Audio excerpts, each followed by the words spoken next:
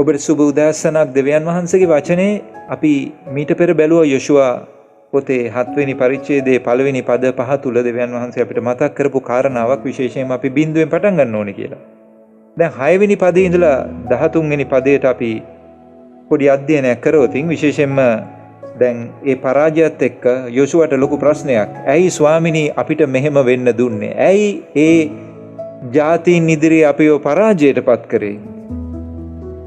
ඒකෙන් දෙවියන් වහන්සේගෙන් යොෂුවා විචාරනවා ඇයි මේකට වග කියන්න ඕනේ ඔබ වහන්සේනේ කියලා. හැබැයි බලන්න දෙවියන් වහන්සේ මොකද්ද යොෂුවට දෙන උත්තරේ?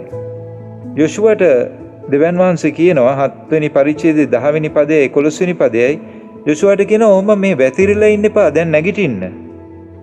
මූණෙන් වැතිරිලා හිටියට හරියන්නේ නැහැ. ඊශ්‍රායල්වරු පව් කරලා තිනවා. වැරද්ද නිවැරදි කරගන්න.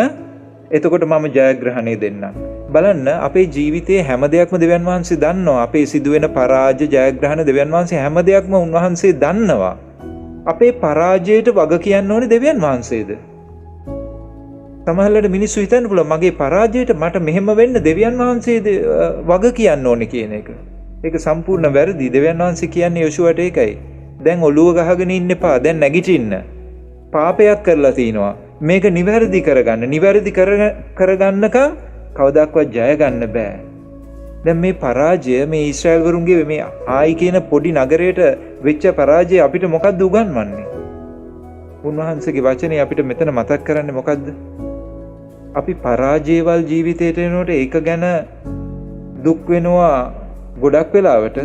හැබැයි අපේ අතින් සිදුවෙච්ච වැරද්ද ගැන අපි පසුතැවිලි වෙනවා වෙනුවට. අර කායින් වගේ.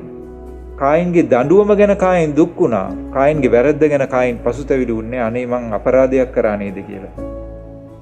මේ පරාජයනොත් අපිට උගන්වන්නේ ඒකයි. දෙවියන් වහන්සේ කියන්නේ ඒකයි. පරාජය ගැන දුක් වෙනව වෙනුවට පාපය ගැන පසුතැවිලි වෙන්න. ඒ වගේම උන්වහන්සේ මතක් කරන 12 වෙනි පදේ මේ වැරද්ද නිවැරදි කරගන්නකම් ඉන්නේ දෙවියන් වහන්සේට විරුද්ධවයි. ඔබයි මමයි.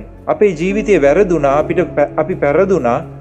එතකොට උන්වහන්සේ බලාපොරොත්තු වෙනවා අපි පසුතැවිලි වෙලා නැවත හැරෙයි කියලා. හැබැයි වරද නිවැරදි කරගන්නකම් අපි ඉන්නේ දෙවියන් වහන්සේට විරුද්ධවයි. 12 වෙනි පදේ කියන්නේ ඒකයි.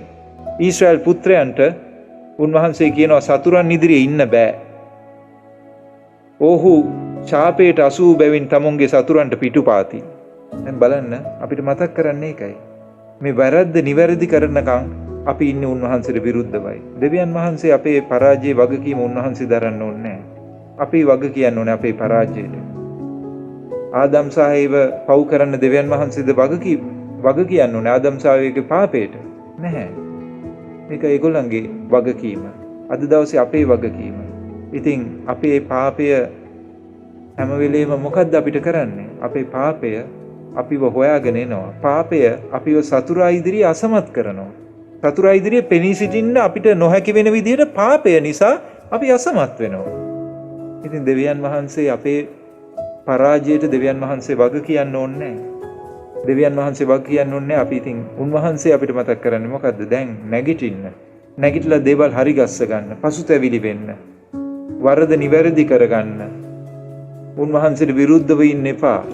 ඒ වගේම උන්වහන්සේ අවසානයේ මතක් කරන්නේ සතුරා ඉදිරියේ ඉන්න බෑ. මේ පාපයත් එක්ක හැම වෙලේම පරදිනවා.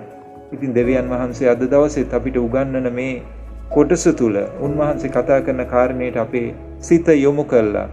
අපේ ජීවිතයේ දුර්වලකම් අපි හදාගෙන උන්වහන්සේත් එක්ක හරියට ගමනක් යමු. එසේ කරන්න උන්වහන්සේ මේ උදාසනත් වචනය තුලින්ම සුද්ධාත්මයන් වහන්සේ ඔබටයි මටයි බලයක් ශක්තියක් දෙනසේක්වා. ඔබට ජේසු පිහිටයි. සුබ දවසක්.